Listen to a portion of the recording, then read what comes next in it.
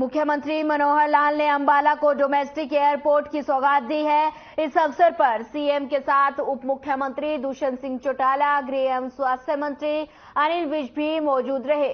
वहीं सीएम मनोहर लाल ने अपने संबोधन में कहा कि सभी प्रदेशवासियों को नवरात्रि की शुभकामनाएं देता हूं और कहा कि अंबाला शहर में मां अंबा देवी के नाम से बसा है। वहीं हरियाणा को अब नए पंख लग रहे हैं, जिससे अब चप्पल पहनाने वाला भी हवाई यात्रा कर पाएगा।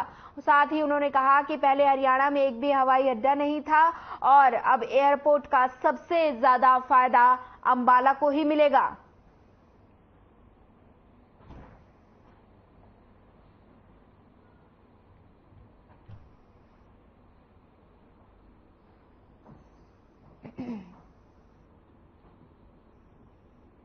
का सारा पैसेंजर उसको अंबाला से उतरता है, उत्तराखंड का पैसेंजर है उसको भी अंबाला।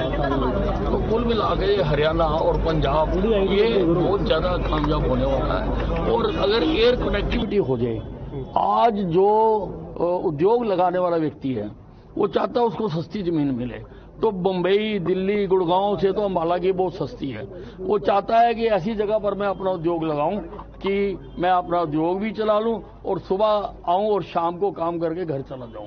तो उसके लिए ये बहुत बेहतर है। और जिन चीजों का डिप्टी चीफ मिनिस्टर ने अनाउंस करा है कि जिन जिन क्षेत्रों के लिए हम अप्लाई कर रहे हैं, तो लोगों में बहुत खुशी है। सर, ये क्या जो ऑलरेडी जो यहाँ पर आर्मी बेस का जो एयरपोर्ट है, उसी जी जी किस तरीके नहीं, हवाई यहाँ पर सिर्फ हम सिविल एनक्लेव बनाएंगे।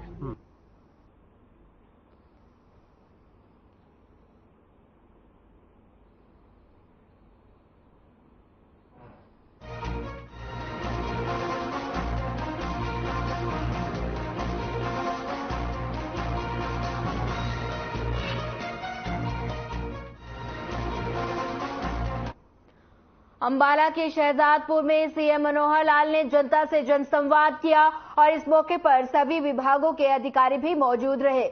वहीं कार्यक्रम को देखते हुए सुरक्षा की दृष्टि से पुख्ता इंतजाम किए गए। जनसंवाद कार्यक्रम में भारी संख्या में लोग पहुंचे और सीएम के सामने अपनी समस्याएं रखी। सीएम मनोहर लाल ने सभी समस्याओं को सुना और संबंधित अधिकारियों को समस्या का समाधान करने के निर्देश दिए। वहीं सीएम जनसंवाद कार्यक्रम में एक्शन मोड में भी नजर आए। एक महिला की शिकायत पर उन्होंने अंबाला उपायुक्त को उनकी समस्या का 1 महीने के अंदर समाधान करने के लिए कहा। साथ ही कहा कि इसमें जो भी जिम्मेदार होगा उसके खिलाफ सख्त कार्रवाई की जाएगी।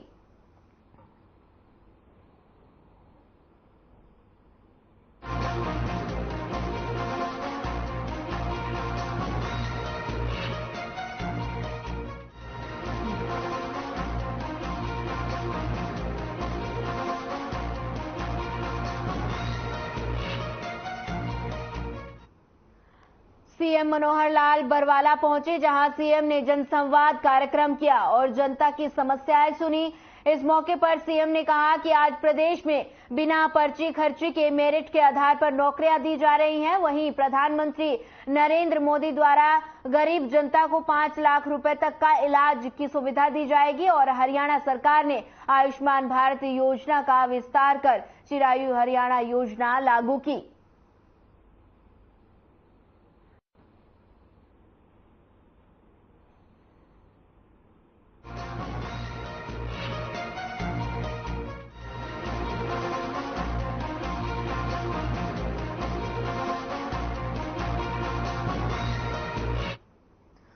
मुख्यमंत्री मनोहर लाल ने पंचकूला में प्रथम नवरात्रि के अवसर पर माता मनसा देवी मंदिर पहुंचे, जहां उन्होंने माता की पूजा अर्चना कर प्रदेश की जनता की खुशहाली की कामना की। इस दौरान मीडिया से रूबरू होते हुए उन्होंने कहा कि अग्रोहा धाम के ऐतिहासिक पुरातत्व स्थल पर एक प्रतिष्ठित संग्रहालय की स्थापना की जाएगी। वहीं महाराजा अग्रसेन जयंती की बधाई देते हुए उन्होंने कहा कि अग्रोहा के पुरातात्विक स्थल को महाराज अग्रसेन की राजनीतिक माना जाता है और माफ कीजिएगा राजधानी माना जाता है। स्थल के विकसित होने से न केवल आस्था का ये केंद्र विश्व में अपनी पहचान बनाएगा, साथ ही कहा कि राज्य में 100 से ज्यादा पुरातत्व स्थल की पहचान की गई है। इन्हें केंद्र व राज्य सरकार मिलकर विकसित कर रही है।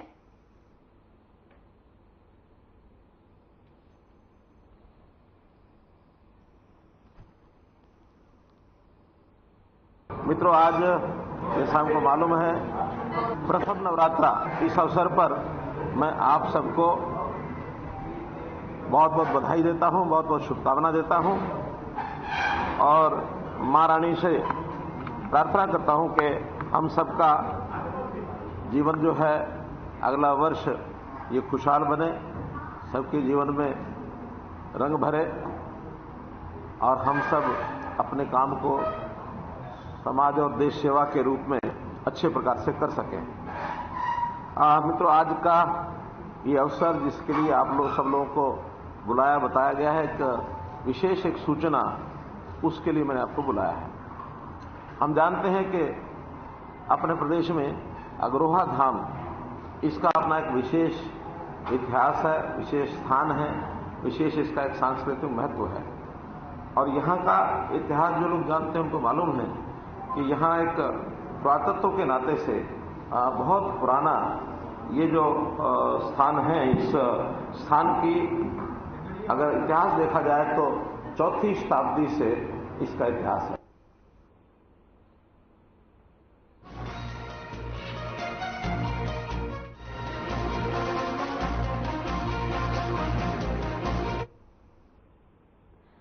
यमुनानगर में अल्पसंख्यक मोर्चा सम्मेलन के बाद कैबिनेट मंत्री कंवरपाल गुर्जर ने 10 दिन के भीतर एससी मोर्चा सम्मेलन में शिरकत की। कार्यक्रम में पहुंचते ही कैबिनेट मंत्री कंवरपाल गुर्जर का फूल मालाओं के साथ स्वागत किया गया और उन्हें तराजू पर बिठाकर लड्डुओं से तोला गया।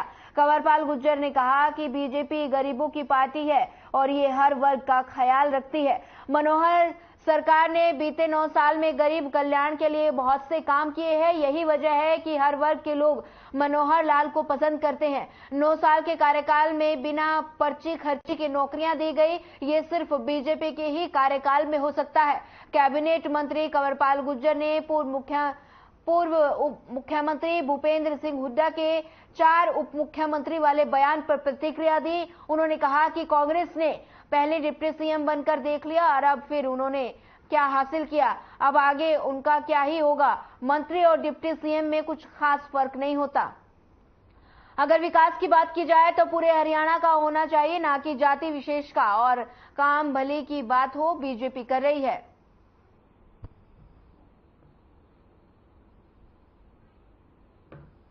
देखिए, आज एससी मोर्चा की तरफ से यहाँ सलेमपुर में एक बड़ा कार्यक्रम था और काफी बड़ी संख्या में सभी लोगों ने इसमें भाग लिया।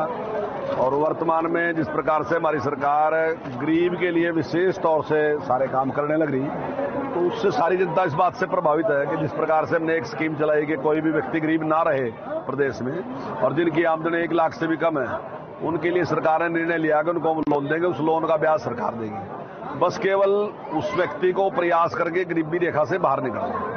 तो ये सारे काम, जिस प्रकार से जो बीपीएल कार्ड है वो हमने बनाया कि सीधा सीधा घर पहुंचाया गरीब आदमी को, उससे गरीब आदमी को बड़ी राहत मिली, उसमें खुशी की भी है। आयुष्मान कार्ड जो 5 लाख का इलाज है, तो जहां केंद्र सरकार की ओर से 12 लाख परिवारों को बने थे, लेकिन वर्तमान में उससे लगभग 3 गुना कार्ड आज हरियाणा सरकार ने बना के दिए।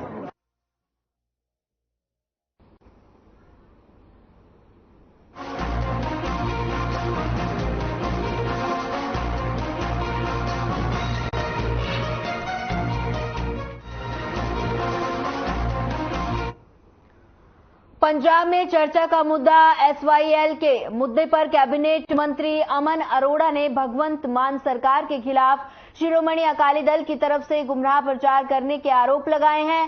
साथ ही उन्होंने इस मुद्दे पर भगवंत मान सरकार का स्टैंड बिल्कुल स्पष्ट है और कहा कि पंजाब के पास अधिक पानी नहीं और किसी भी हालत में एसवाईएल द्वारा पंजाब का पानी हरियाणा को नहीं दिया जाएगा।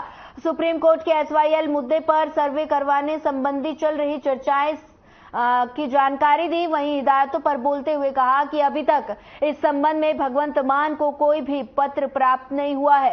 ये सिर्फ शिरोमणि अकाली दल की तरफ से गुमराह प्रचार किया जा रहा है। और साथ ही उन्होंने कहा कि 1 नवंबर को एसवाईएल के मामले पर समूह पार्टियों को आह्वान दिया गया है ताकि जो एसवाईएल के मुद्दे पर सभी पार्टियों की कारगुजारी लोगों के सामने उजागर हो सके।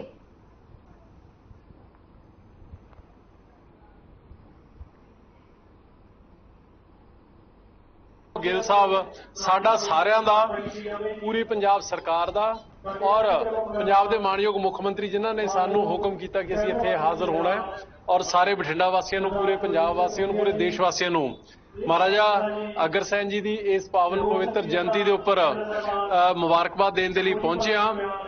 ਅਗਰਵਾਲ ਸਭਾ ਬਠਿੰਡਾ ਵੱਲੋਂ ਇੱਕ ਬਹੁਤ ਹੀ ਵਧੀਆ, ਬਹੁਤ ਹੀ ਪਵਿੱਤਰ ਉਪਰਾਲਾ ਜਿਹੜਾ ਉਹਨਾਂ ਨੇ ਇੰਨੀ ਇੱਕ ਸ਼ਾਨਦਾਰ ਮੂਰਤੀ ਹੈ ਜਿਹੜੀ ਉਹ ਬਠਿੰਡਾ ਦੇ ਵਿੱਚ ਸਥਾਪਿਤ ਕੀਤੀ ਹੈ। ਮਹਾਰਾਜ ਅਗਰਸੈਨ ਜੀ ਉਹ ਮਹਾਨ ਸ਼ਖਸੀਅਤ ਸੀਗੇ, ਉਹ ਮਹਾਨ ਸੰਸਥਾ ਸੀਗੇ ਜਿਨ੍ਹਾਂ ਨੇ ਕੋਆਪਰੇਟਿਵ ਸਿਸਟਮ ਦੀ ਸਭ ਤੋਂ ਪਹਿਲਾਂ ਸ਼ੁਰੂਆਤ ਕੀਤੀ। ਵੀ ਜੇ ਉਹਨਾਂ ਦੇ ਸਮਾਜ ਦਾ ਕੋਈ ਵਿਅਕਤੀ ਕੋਈ ਪਿੱਛੇ ਰਹਿ ਜਾਂਦਾ ਸੀਗਾ, 1 ਰੁਪਿਆ ਤੇ 1 ਇੱਟ ਉਹਦੇ ਉਸ ਹਰ ਵਿਅਕਤੀ ਵੱਲੋਂ ਕੰਟਰੀਬਿਊਟ ਕੀਤਾ ਜਾਂਦਾ ਸੀਗਾ ਤਾਂ ਕਿ ਕੋਈ ਵੀ ਸਮਾਜ ਦਾ ਬੰਦਾ ਪਿੱਛੇ ਨਾ ਰਹਿ ਸਕੇ।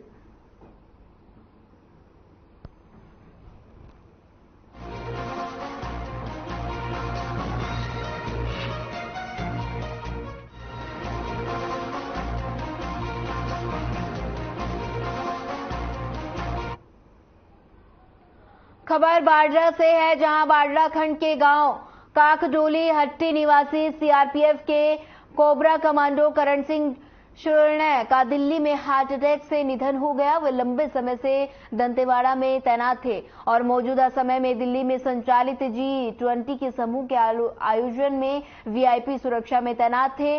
देर शाम काकडोली हट्टी में राजकीय सम्मान और गगनभेदी नारों के साथ उनकी अंतिम संस्कार किया गया। और बता दें कि करण सिंह 2005 में सीआरपीएफ में भर्ती हुए थे। पिछले लंबे समय से दंतेवाड़ा नक्सली विरोधी कोबरा बटालियन में तैनात थे। 6 महीने पहले ही उनको दिल्ली में G20 समूह में वीआईपी ड्यूटी में तैनात किया गया था। शनिवार दोपहर के समय ड्यूटी के समय सीने में दर्द महसूस हुआ और कुछ समय बाद ही उनका स्वर्गवास हो गया। उनके निधन का समाचार जैसे ही उनके गांव काकडोली हट्टी में पहुंचा तो पूरे गांव में शोक की लहर दौड़ गई।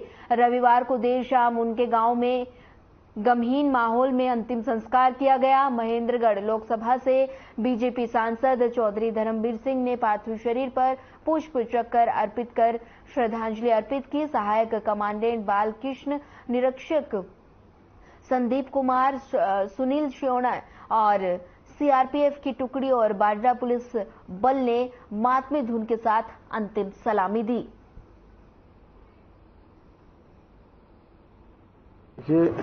वैसे तो ये देश इनका बहुत आभारी है। डिफेंस से सर्विसेज जुड़े हुए, चाहे वो हमारे डिफेंस के हैं, सीआरपीएफ के जवान हैं, बीएसएफ के हैं, और ये जवान तो सीआरपीएफ में, और इसके बारे में तो गांव को अड़ोस पड़ोस के सभी लोगों को ही पता था, और सीआरपीएफ के डीजी तक को ही पता है कि जितना ज्यादा हिम्मत और रिस्क ये लेता था, खासकर बड़े अधिकारी भी इसको अपने साथ रखते थे, पर क्योंकि भगवान को जो मंजूर है उससे आगे किसी की नहीं चलती। ऐसे हालात में जो ये शहीद हुए हैं, सारा देश इनको सलाम करता है और इन्हीं जवानों की वजह से हम सुरक्षित हैं।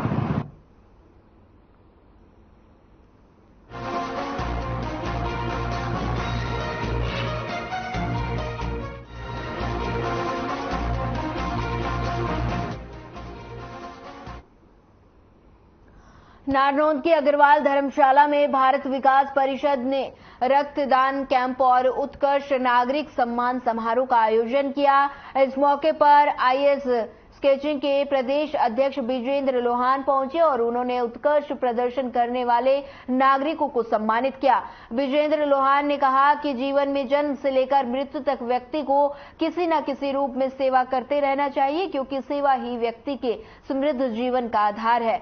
हमें एक दूसरे को नीचा नहीं दिखाना चाहिए। साथ ही उन्होंने कहा कि संस्था ने जो भी ब्लड कैंप का आयोजन किया गया है उसमें युवाओं ने बढ़ चढ़कर हिस्सा लिया और ऐसे आयोजन लगातार होने रहने चाहिए।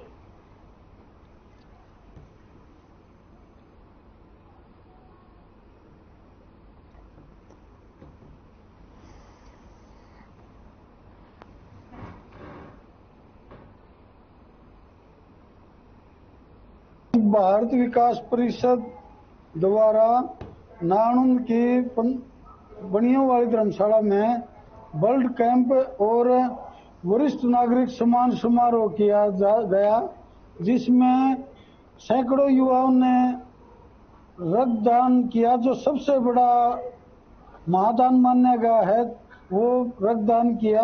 और जो वरिष्ठ नागरिक थे शहर के, जिन्होंने अपने अपने क्षेत्र में सामाजिक कार्यों में, बाकी कार्यों में बढ़ चढ़कर काम किया था, उनको आज सम्मानित किया गया है। प्रोग्राम सर, ये भारत विकास परिषद की तरफ से रक्तदान शिविर का कैंप लगाया गया है और इसका मेन उद्देश्य युवाओं में और देश की जनता में रक्तदान के लिए जागरूकता पैदा करना है। और भारतीय विकास परिषद नारनौल शाखा समय समय पर ये कैंप लगाती रहती है। इससे पहले भी हम 3 कैंप लगा चुके हैं और ये हमारा 4था कैंप है। और हर कैंप में युवा और यहाँ के जन बढ़ चढ़कर भाग लेते हैं। पीछे वाली में 123 यूनिट यहाँ पे की थी, उससे पहले भी 102 यूनिट थी और आज भी 70+ यूनिट हो चुकी हैं और अभी भी संख्या जारी है। कैसा उत्साह युवाओं में भी बढ़ चढ़कर है और महिलाएं भी बढ़ चढ़कर भाग ले रही हैं, हमने देखा है। और भारतीय विकास परिषद का मकसद भी यही है, युवाओं को ब्लड डोनेशन के प्रति जागरूक करना। क्योंकि पीछे हमने देखा था उड़ीसा में रेल दुर्घटना में भी काफी ब्लड की जरूरत पड़ी थी और जागरूकता के कारण वहां पे आगे से आगे ब्लड आता गया था।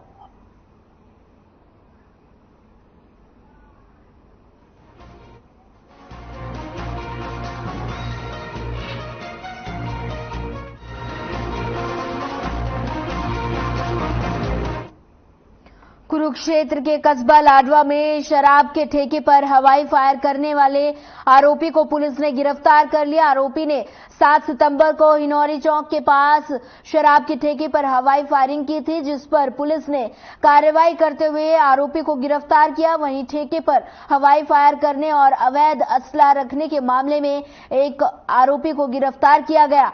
पुलिस ने गिरफ्तार आरोपी को जेल भेजकर आगे की कार्रवाई शुरू कर दी।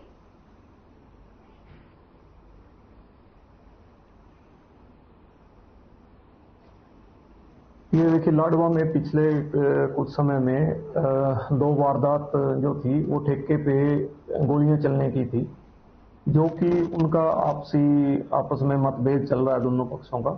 तो उसमें विपिन महंत वगैरह के जिनके ठेके हैं, जो इसके अंदर अभी पीछे 7 तारीख को, जो 7/9/2023 को रात के समय में 3 लड़के मोटरसाइकिल पर मुंह ढककर आए और उन्होंने ठेके पे फायर किया था।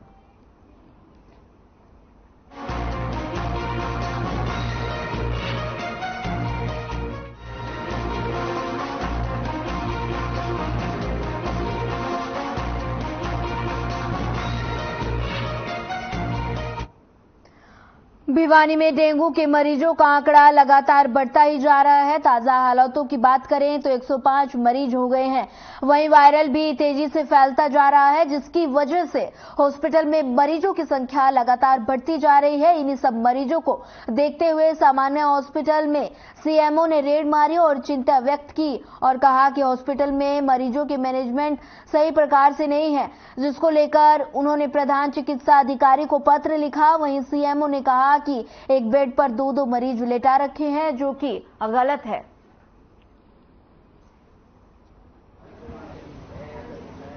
जो हमारे लेटरिन बाथरूम के आगे खड़ा रहे, उसको समय समय पर सफाई करे, दुर्गंध ना आए। और जो पार्किंग की व्यवस्था है, ये भी जो सिक्योरिटी गार्ड है वो ठीक बना करके रखें। जैसे कि अभी भी मैंने सिक्योरिटी गार्ड को बोला था कि वो इसमें ध्यान दे कि इसमें जो रजिस्ट्रेशन है कम से कम वहाँ पर वाहन खड़े ना करें। जो प्रॉपर जगह बना रखी है वहीं पर वाहन करें। वैसे तो हमारी पार्किंग की समस्या है, लेकिन आने जब तक नहीं होती तब तक हम सिस्टम को सुधार करके ही उसको प्रॉब्लम को सोल्व कर सकते हैं। तो 2-3 मुद्दे थे जिसकी वजह से आज हमने संडे में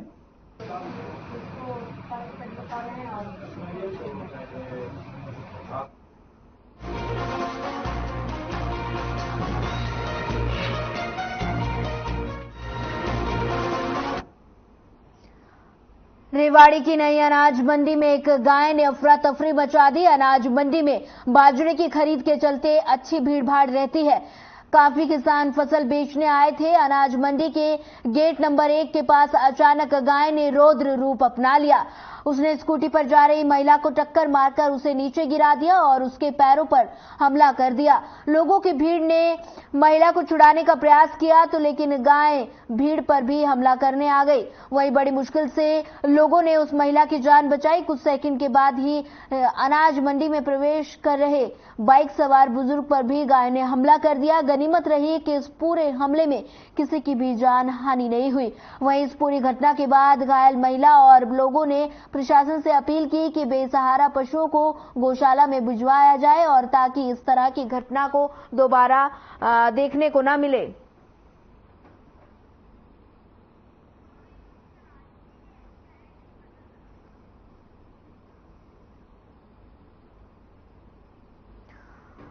बता दें कि रेवाड़ी की अनाज मंडी में एक गाय ने अफरा तफरी मचा दी। आप पहली तस्वीर दे सकते हैं जहां पर महिला पर गाय ने हमला किया और दूसरी तस्वीर में आप देख सकते हैं कि उसी गाय ने एक बुजुर्ग पर भी हमला किया। तो आप देख सकते हैं कि पूरे इलाके में आवारा पशुओं का आतंक लगातार बढ़ता ही जा रहा है और गाय लगातार लोगों पर हमला कर रही है। और बता दें कि पहली तस्वीर में आप देख सकते हैं कि गाय किस तरह से महिला पर हमला कर रही है, वहीं दूसरी तस्वीर में बुजुर्ग पर हमला किया गया।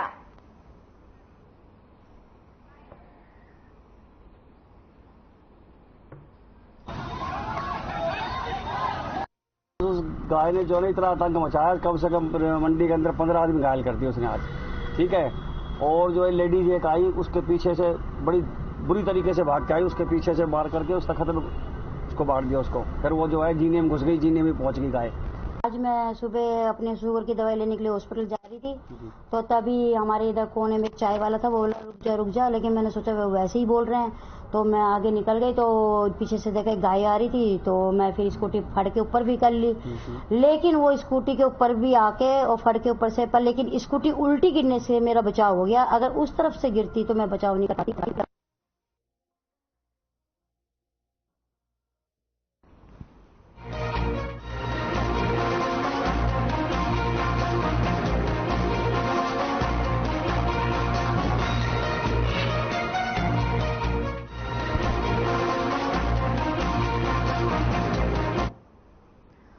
कुरुक्षेत्र के विरासत हेरिटेज विलेज जीटी रोड पर मसाना में हरियाणा उतारी मिलेगी कि हमारे हरियाणा में क्या कल्चर था।